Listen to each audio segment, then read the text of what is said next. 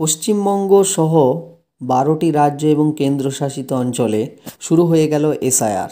নমস্কার বন্ধুরা, academy YouTube চ্যানেলে সকলকে স্বাগত জানাই।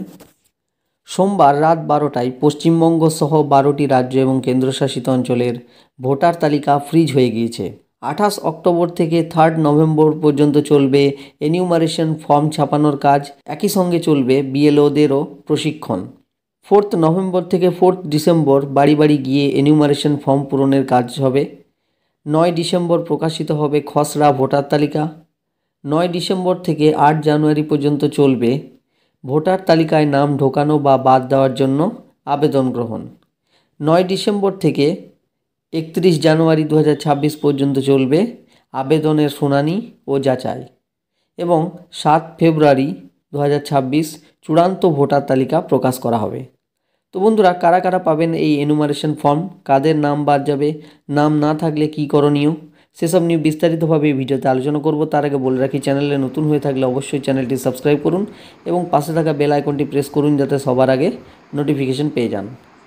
কারা পাবেন এই এনুমারেশন ফর্ম? সাম্প্রতিকতম ভোটার তালিকায় যাদের নাম রয়েছে তারা সকলেই এনুমারেশন ফর্ম পাবেন। ফর্মে ভোটারের এপিক নম্বর, নাম, ঠিকানা, জন্ম তারিখ ছাপানো থাকবে।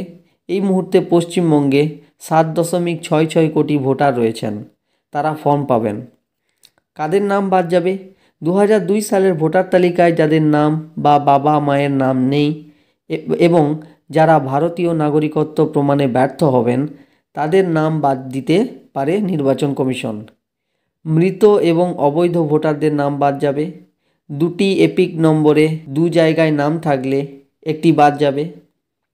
নাম না থাকলে কী করণীয়? বর্তমান ভোটার তালিকায় নাম না থাকলে এনিউমারেশন ফর্ম মিলবে না।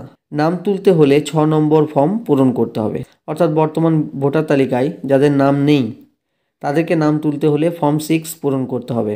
কমিশনের নির্দিষ্ট 11টি নথি কী কী? অর্থাৎ কমিশন যে 11টি নথি কথা বলেছে যে যাদের 2002 সালের নাম নেই বা বাবা মায়েরও নাম নেই তাদেরকে যে সমস্ত 11টি নথির মধ্যে একটি দিতে হবে, সেটা বলছে সরকারি কর্মীদের পরিচয়পত্র বা পেনশনের কাগজ, ব্যাংক, পোস্ট অফিস, এলআইসির নথি, বার্থ সার্টিফিকেট, পাসপোর্ট, মাধ্যমিক অ্যাডমিট, রাজ্য সরকারের residential certificate, forest rights certificate, caste certificate, NRC, family register ও জমির দলিল, এছাড়াও আধার অন্য একটি নথিসহ।